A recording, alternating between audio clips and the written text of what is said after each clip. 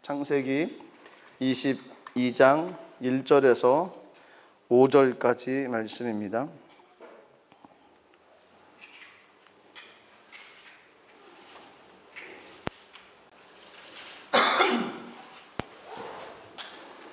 창세기 22장 1절에서 5절까지 말씀을 제가 받들어 봉독하도록 하겠습니다. 그 일 후에 하나님이 아브라함을 시험하시려고 그를 부르시되 아브라함 하시니 그가 이르되 내가 여기 있나이다. 야훼께서 이르시되 내 아들 내 살아가는 독자 이삭을 데리고 모리아 땅으로 가서 내가 내게 일러준 한 산 거기서 그를 번제로 드리라. 아브라함이 아침에 일찍이 일어나 나귀의 안장을 지우고 두 종과 그의 아들 이삭을 데리고 번제에 쓸 나무를 쪼개어 가지고 떠나 하나님이 자기에게 일러주신 곳으로 가더니 제3일에 아브라함이 눈을 들어 그곳을 멀리 바라본지라. 이에 아브라함이 종들에게 이르되 너희는 나귀와 함께 여기서 기다리라. 내가 아이와 함께 저기 가서 예배하고 우리가 너희에게로 돌아오리라 하고. 아멘. 기도하겠습니다. 하나님, 은혜와 사랑을 감사드립니다. 늘 한결같은 모습으로 우리에게 다가오셔서 말씀하시고 은혜 주시고 믿음으로 주님과 동행하며 나갈 수 있도록 은혜 주셨사오니 그 은혜가 식어지지 않게 하시고 날마다 말씀 붙잡고 나갈 수 있는 귀한 삶 되게 하여 주시옵소서. 하나님, 이 코로나 시기에 늘 건강 지켜주시고 우리들이 믿음의 반석에 굳건히 서서 환경으로 인해서 어려움 당하지 않도록 하나님 우리들 마음을 붙잡아 주시옵소서. 몸된 제단 위에 함께 해주시고 힘든 시기 무사히 잘 지나갈 수 있도록 믿음의 믿음을 더욱더 허락하시고 기도의 기도를 더욱더 허락하시며 은혜를 더하여 주시옵소서. 모든 믿음의 가정들 지켜주시고 건강과 축복과 행복과 감사가 넘쳐나게 하시옵소서. 모든 문제들이 해결되어지게 하시옵소서. 가정의 기도가 응답되게 하여 주시옵소서. 갈급한 기도 가운데 하나님의 뜻이 나타나지고 하나님께서 길을 여셔서 하나님의 놀라운 역사가 일어날 수 있도록 은혜를 내려 주시옵소서. 이 저녁 하나님 말씀 나누고 기도하기 원하오니 이 가운데 성령이여 함께하여 주시고 기록된 말씀 이 가운데 주님께 주신 마음을 함께 나눌 때 하나님의 마음을 품고 그 말씀 붙잡고 나가기에 부족함이 없도록 성령님 인도하여 주시옵소서. 감사드리며 예수님 이름으로 기도드리옵나이다. 아멘.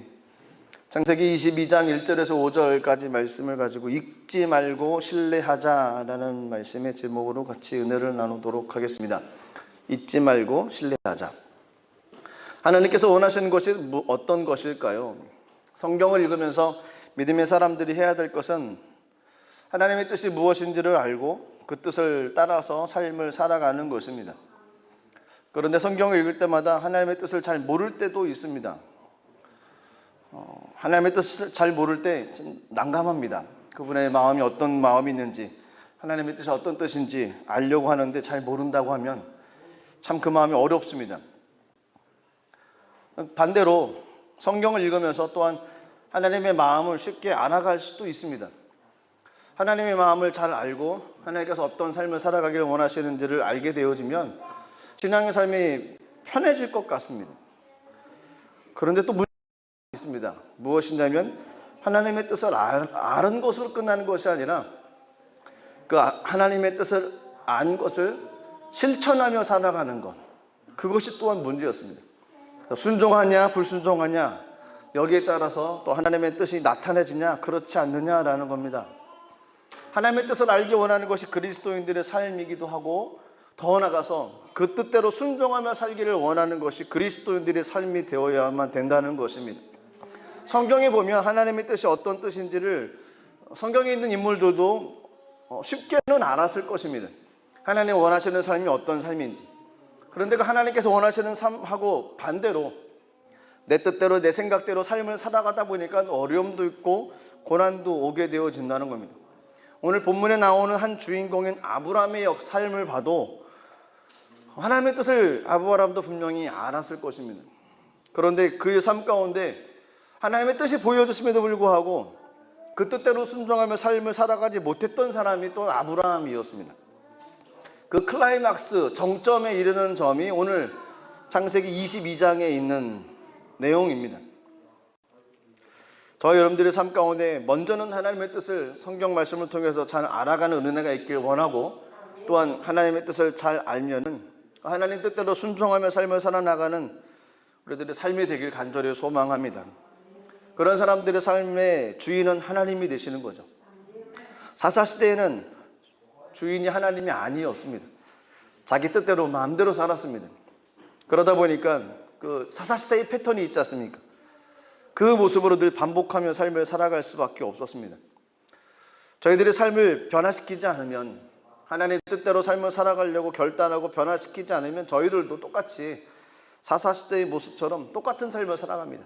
순종하며 잘 나가다가 타락하고 또 벌받고 회개하고 돌이키고 이런 일련의 사이클을 늘 반복하며 나갈 수밖에 없습니다. 신앙의 삶이 바뀌어야만 됩니다. 신앙의 삶이 바뀐다는 의미는 하나님의 뜻을 아는 것으로 끝나는 것이 아닙니다. 하나님의 뜻을 알았으면 순종해야 된다는 겁니다. 하나님 뜻대로 삶을 살아가야 된다는 것입니다. 그렇습니다. 하나님의 뜻대로 삶을 살아가는 것, 그것이 어렵습니다. 하나님의 약속의 말씀을 믿고 흔들리지 않고 그 말씀대로 삶을 살아가는 것, 이것이 어렵다는 겁니다. 이 문제만 해결이 되어지면 이스라엘 백성들의 삶의 모습처럼 그런 모습은 일어나지 않을 것입니다.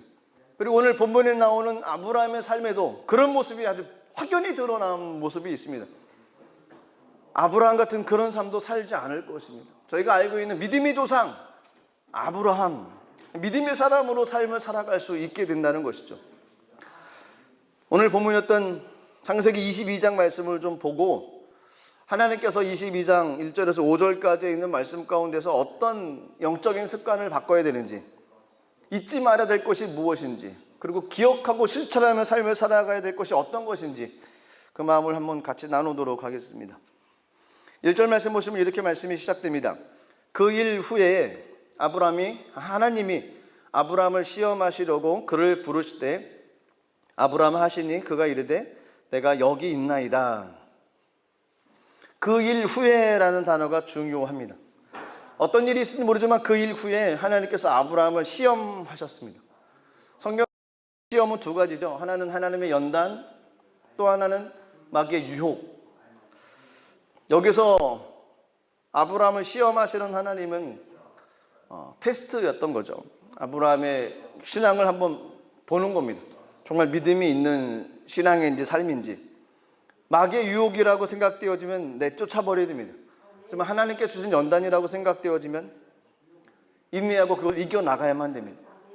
그 단계를 통과해야지만이 또 다른 하나님의 그 은혜의 통과로, 하나님의 은혜의 단계로 넘어갈 수가 있습니다. 아브라함을 시험하시는 하나님이 아브라함을 부르셨습니다. 그 일이 있은 후에. 그 일이란 것에 대해서 이따가 다시 한번 말씀을 나누도록 하겠습니다. 2절에 보니까 그 시험의 내용이 언급이 되어졌습니다. 야훼께서 이르시되 내 아들 내 사랑하는 독자 이삭을 데리고 모리아 땅으로 가서 내가 내게 일러준 한 산 거기서 그를 번제로 드리라. 저희가 너무너무 잘 알고 있는 내용입니다. 독자 아들 이삭을 데리고 모리아 땅으로 가서 번제로 드려라. 모리아 땅, 고고학적으로 정확히 어느 지역인지는 잘 밝혀지지는 않고 있지만 갈보리산 부근의 해발 730m 높이의 바위 언덕으로 추정되어지고 있다고 합니다. 기원전 청년경 다윗 왕이 땅 주인인 아라우나에게 은 50세겔을 주고 구입한 후에 아들인 솔로몬이 하나님의 성전을 건설한 곳이 바로 그 곳입니다. 그런가 하면 이 모리아 땅은 아브라함이 이삭을 제물로 바치려 했던 곳이었고요. 그런데 그곳이 서기 638년 이후에 이슬람 교도들이 이 지역을 차지했습니다.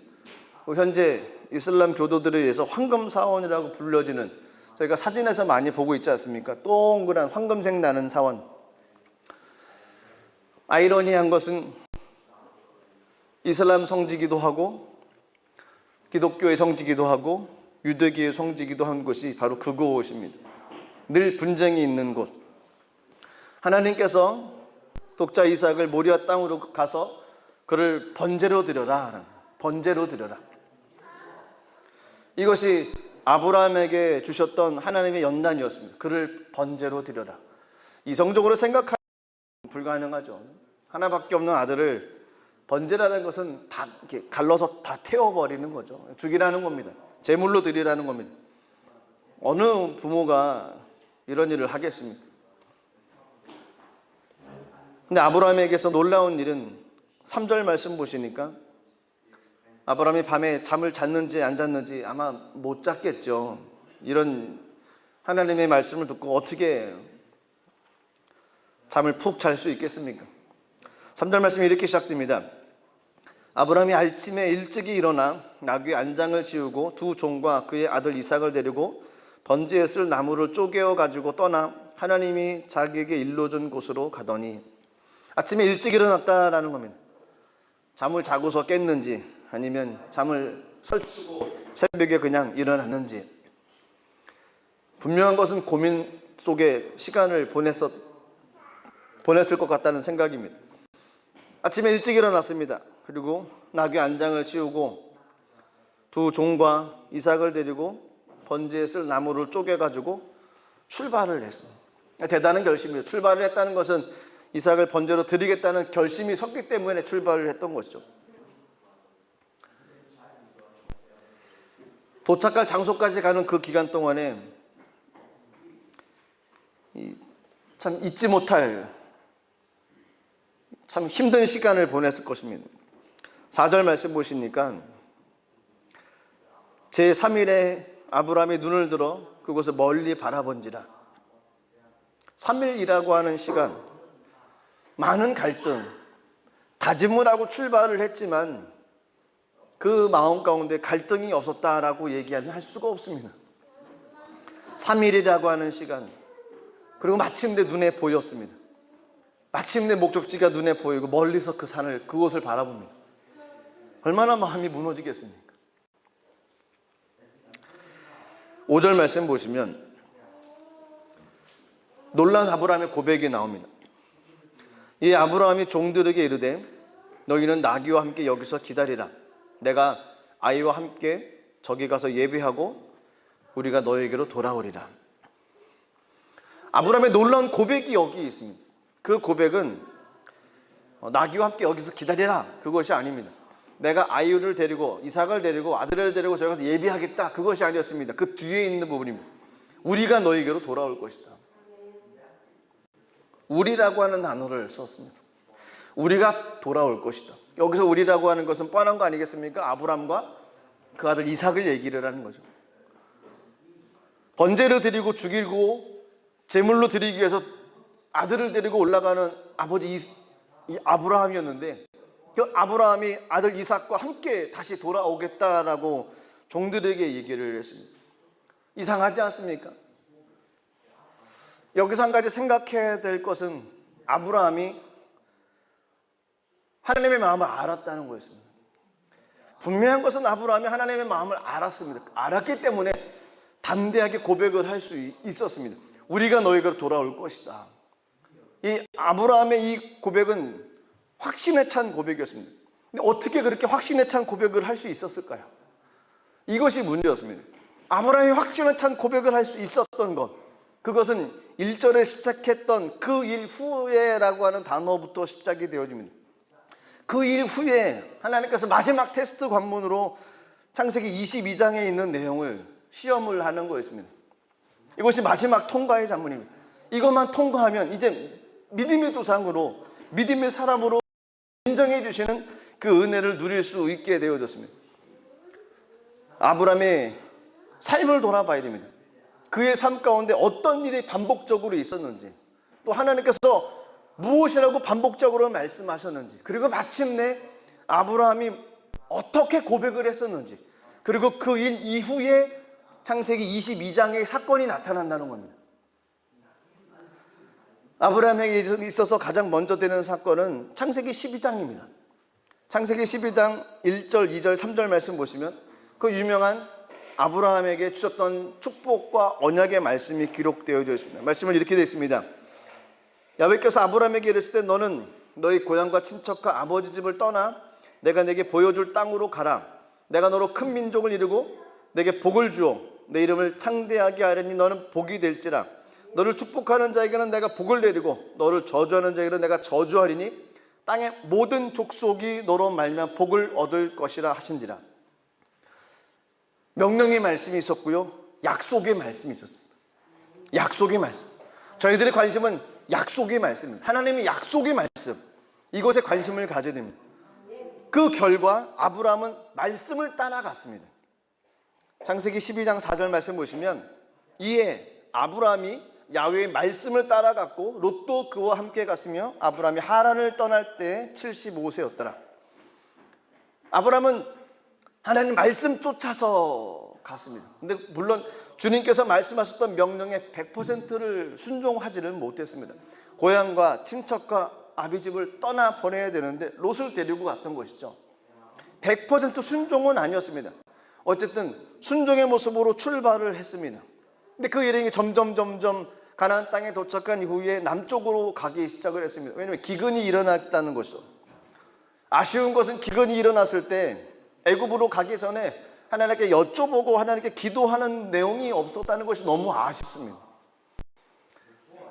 애굽에 가서 자신 부인을 누이라고 속이면서 위기를 넘기려고 했던 것이 창세기 12장의 내용이었습니다. 창세기 13장으로 넘어오면 이제 아브라함과 롯이 헤어지는 모습이 나옵니다. 롯은 요단 지역을 바라봅니다. 그 지역은 소알까지 온 땅에 물이 넉넉했습니다. 그래서 야훼 동산 같고 애굽 땅과 같다라고 얘기할 정도로 아주 좋은 땅이었습니다. 롯이 떠났습니다. 롯이 떠난 이후에 하나님께서 아브라함에게 약속의 말씀을 또 주십니다. 창세기 12장에 있었던 약속의 말씀보다 좀 더 구체적인 말씀, 창세기 13장 14절부터 17절까지 말씀, 그 약속의 말씀입니다. 읽겠습니다. 롯이 아브라함을 떠난 후에 야훼께서 아브라함에게 이르시되 너는 눈을 들어 너 있는 곳에서 북쪽과 남쪽 그리고 동쪽과 서쪽을 바라보라. 보이는 땅을 내가 너와 네 자손에게 주리니 영원히 이르리라. 내가 네 자손이 땅에 티끌 같게 하리니 사람의 땅에 티끌을 능히 셀 수 있을진데 네 자손도 세리라. 너는 일어나 그 땅을 종과 횡으로 두루 다녀보라. 내가 그것을 내게 주리라. 창세기 12장에서는 너로 하여금 큰 민족을 이루겠다라고 말씀을 하셨는데 13장이 와서는 그보다 더 구체적인 것으로 티끌처럼 많게 해줄 것이다.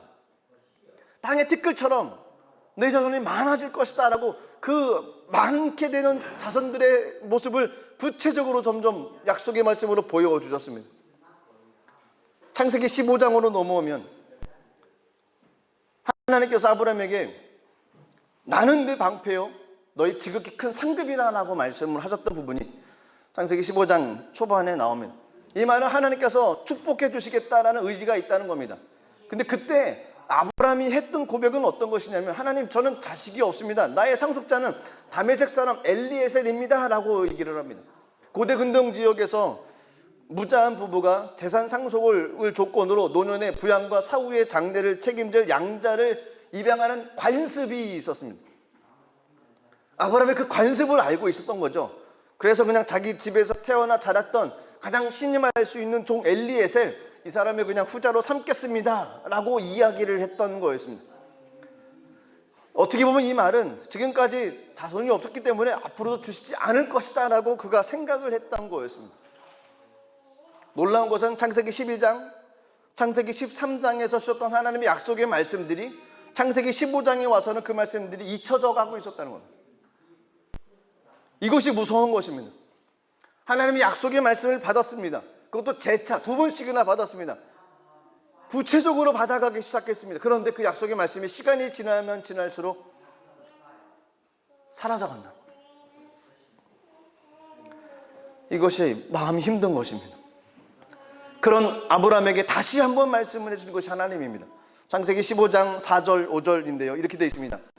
야훼 말씀이 그에게 임하여 이르시되 그 사람이 내 성석자가 아니라 내 몸에서 날 자가 내 상속자가 되리라 하시고 그를 이끌고 밖으로 나가 이르시되 하늘을 우러러 뭇별을 셀 수 있나 보라. 또 그에게 이르시되 내 자손 이와 같으리라. 어떻습니까? 약속의 말씀이 점점 구체화된다는 거죠. 잊혀져 가고 있는 아브라함을 밖으로 데리고 나가서 하늘을 바라보게 하셨습니다.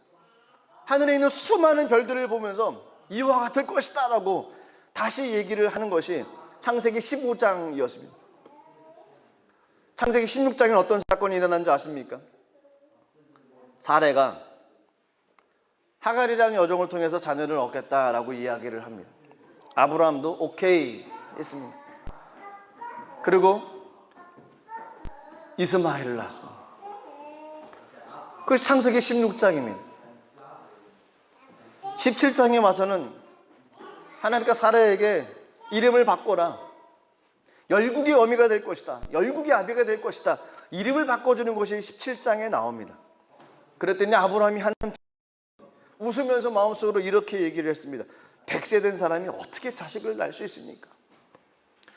하갈을 주셨으니까 그냥 하갈을 통해서 이스마엘 주신 아들 그냥 이스마엘이나 잘 키우겠습니다 라고 이야기하는 것이 17장에 나옵니다. 이 하나님께서요 창세기 17장 21절에 더 구체적으로 이렇게 얘기했습니다. 내 언약은 내가 내년 이 시기에 사라가 내게 낳을 이삭과 세우리라. 창세기 12장, 창세기 13장. 그리고 시간이 가면 갈수록 아브라함과 사라의 가정 속에서는 약속의 말씀을 믿고 끝까지 가는 것이 아니었습니다. 믿고 가다가 또 떨어지고요. 하나님 다시 약속의 말씀을 주시면 또 일어나서 가다가 또 믿음이 식어지고요. 그러면 또 다시 하나님께 약속의 말씀을 점점 구체적으로 주십니다. 이삭과 세우겠다라고 말씀을 하십니다. 창세기 18장에서는 하나님의 사람이 아브라함을 방문합니다. 아브라함에게 아내 사라가 있느냐라고 물어봅니다. 갑자기 그 사람이 이렇게 얘기했습니다. 내년 이맘때 내가 반드시 내게로 돌아올 것이니까 내 아내 사라에게 아들이 있을 것이다. 하나님의 사랑에 창세기 18장에 또다시 하나님의 약속의 말씀을 이야기를 해줍니다. 근데 그때는 아브라함과 사라가 나이가 많았습니다. 그리고 사라는 여성의 생리가 끊어진 상태였습니다. 자녀를 낳을 수 있는 확률이 전혀 없습니다. 의학적으로 불가능한 때였습니다. 그래서 사라가 속으로 웃었습니다. 하나님께서 그렇게 얘기하셨습니다. 창세기 18장 13절 14절 말씀 보시면 야훼께서 아브라함에게 이르실 때 사라가 왜 웃으며 이르기를 내가 늙었거늘 어떻게 아들을 낳으려 하느냐 야훼께서 능하지 못한 일이 있겠느냐 기한이 이를 때 내가 내게로 돌아오리니 사라에게 아들이 있으리라. 창세기 12장부터 창세기 20장까지 내용이 반복입니다. 어떤 반복이냐면요 하나님 약속을 주십니다. 그런데 그 가정은 약속을 까먹습니다. 다시 약속을 재차 확인시켜 주십니다. 근데 또 까먹습니다. 하나님 약속을 더 구체적으로 또 주십니다. 근데 또 까먹습니다. 그리고 관습과 문화를 통해서 어떻게 그 환경을 이어나가려고 합니다. 하나님은 또다시 약속의 말씀을 주시고 더 구체적으로 이제 시간까지 이름까지 점점 하나님의 약속의 말씀은 구체적으로 가는데 그 가족은 하나님의 약속의 말씀을 자꾸 잊어버리는 겁니다. 자꾸 잊어버립니다. 그러다가 결국 이 가정이 고백을 합니다. 이 고백이 엄청난 고백이었습니다. 창세기 21장 1절에서 7절까지인데요. 이렇게 고백을 합니다. 야훼께서 말씀하신 대로 사라를 돌보셨고 야훼께서 말씀하신 대로 사라에게 행하셨으므로 사라가 임신하고 하나님의 말씀하신 시기가 되어 노년의 아브라함에게 아들을 낳으니 아브라함이 그에게 태어난 아들 곧 사라가 자기에게 낳은 아들을 이름하여 이삭이라 하였고 그 아들 이삭이 난 지 8일 만에 그가 하나님이 명령하신 대로 할례를 행하였더라. 아브라함의 그의 아들 이삭이 그에게 태어날 때 100세라. 사라가 이르되 하나님이 나를 웃게 하시니 듣는 자가 다 나와 함께 웃으리로다. 또 이르되 사라가 자식들을 젖먹이겠다고 누가 아브라함에게 말하였으리마는 아브라함의 노경에 내가 아들을 낳았도다 하니라. 이 구절이 아주 이들의 고백입니다. 하나님께서 말씀하고 됐다는 거예요. 하나님께서 말씀하신 대로 이루어졌다는 것입니다. 이들은 불가능했습니다. 잊어버렸습니다. 관습을 따라서, 풍습을 따라서 자녀를 이어가려고 생각만 했었는데 하나님은 재차 말씀해 주십니다. 또 한 번 말씀해 주시고 인간적인 과학적인 모든 방법으로 끊어졌을 때도 또다시 얘기를 해 주십니다. 시기까지, 아들까지, 이름까지 정확하게 말씀을 반복하고 또 반복하고 또 반복해 주시는 거예요. 그리고 나서 있는 장면이 창세기 22장입니다. 그 일이 있은 후에, 이런 모든 사건들이 있은 후에라는 겁니다. 이 아브라함이 어떤 마음이 들겠습니까? 이 아브라함이 하나님께서 아들 바쳐 이렇게 명령하실 때 그 아브라함 마음 가운데 하나님 무슨 소리입니까? 지금 아들을 언제 주고 또 뺏어가려고 그럽니까? 아들을 어떻게 바칩니까? 라는 마음도 들겠지만 그 마음 깊은 곳에서 솟아오르는 소리가 있지 않겠습니까? 하나님 말씀하시는 것은 대안이 있다는 겁니다. 하나님께서 재차 말씀하셨던 사건들을 보면 그 말씀대로 되어지는 것, 하나님 말씀하신 것은 인간적으로 불가능하고 안 되는 것처럼 보여지지만 하나님 말씀하신 것에는 어떤 하나님의 계획함이 분명히 있다는 것을 왜 모르겠습니까? 창세기 12장부터 그 온 긴 시간 21장까지 오면서 그들이 얻었던 것은 하나님 말씀하셨으면 됐다는 겁니다. 하나님은 방법이 있다는 거였습니다. 인간적으로 불가능해도 하나님의 말씀은 이루어진다는 것을 아브라함은 알게 되어졌던 거였습니다.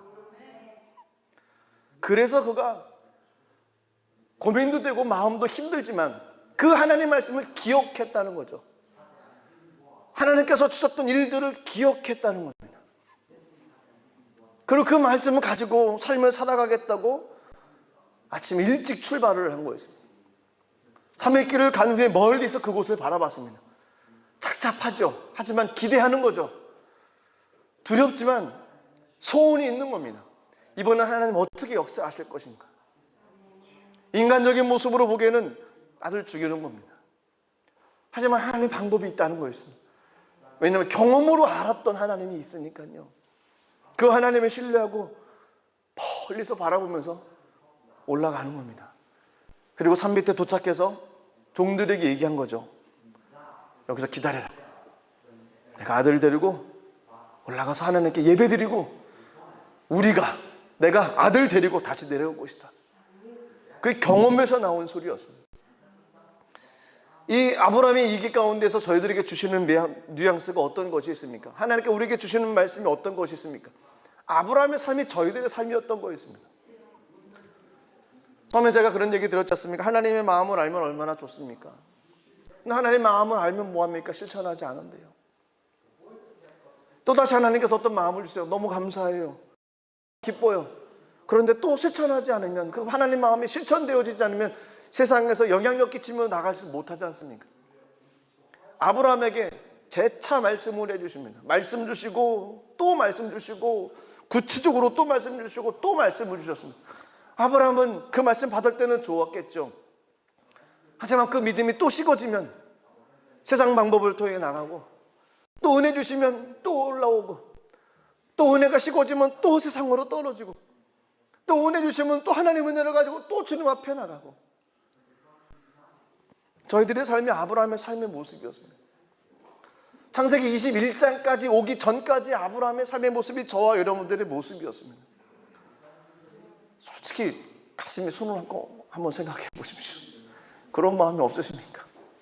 이 주기적으로 올라갔다 내려갔다 하는 우리들의 신앙의 모습들, 고백은 했는데 또 염려하는 모습들, 결단해야만 됩니다. 무슨 결단을 해야 되냐면 창세기 21장에 있는 아브라함의 고백, 하나님 말씀하셨으니 됐습니다. 하나님 말씀하신 대로 됐습니다. 하나님 말씀 따라가겠습니다. 창세기 22장이었습니다. 제가 결단해야만 됩니다. 약속의 말씀, 그리스도인들에게 있어서 하나님의 약속의 말씀은 그것보다 소중한 것은 없습니다. 내게 주신 말씀, 내게 레마를 주셨던 말씀, 누구도 모릅니다. 나만 합니다. 하나님께 내게 준 레마의 말씀, 이것보다 소중한 것은 없습니다. 그 말씀을 붙잡고 나가기를 원하신다는 겁니다. 그 말씀 붙잡고 삶을 이루어 나가기를 원하신다는 겁니다. 창세기 22장의 삶을 살아가기를 원하시는 것이 하나님의 마음이었다는 것입니다.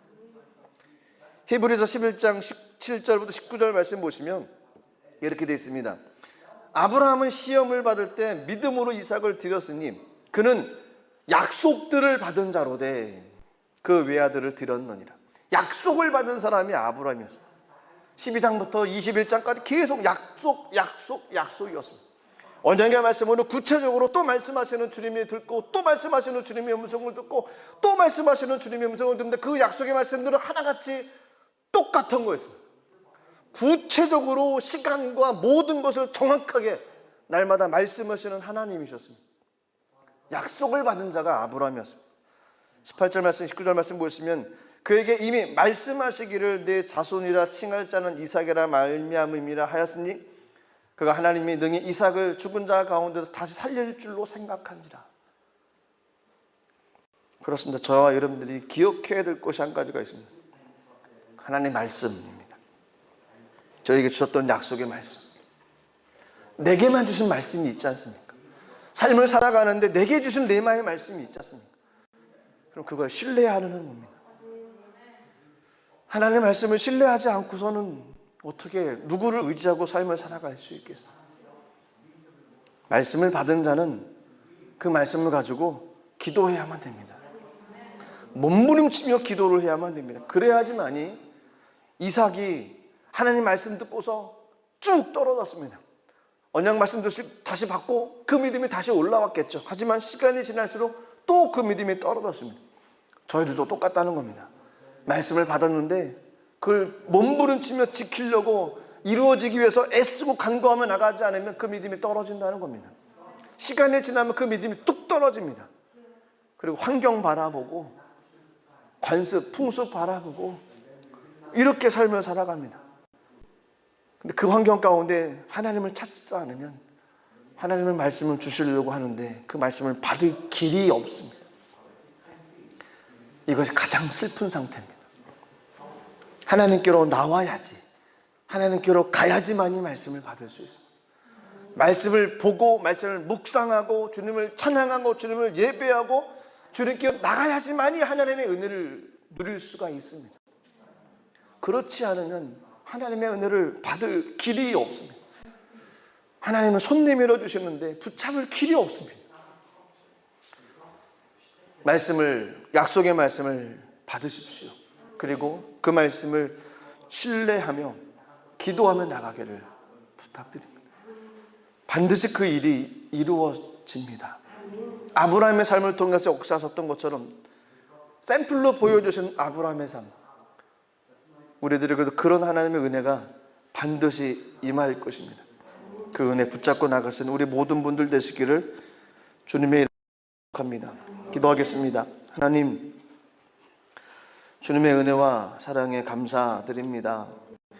아브라함의 삶을 통해서 말씀하시고 또 그의 삶을 다시 돌이키셨던 하나님, 우리에게도 하나님의 놀라우신 은혜가 임하게 하여 주시고 그 말씀을 신뢰하며 나갈 때 하나님의 말씀이 능력이 될 수 있도록 하나님 역사하시고 인도하여 주시옵소서.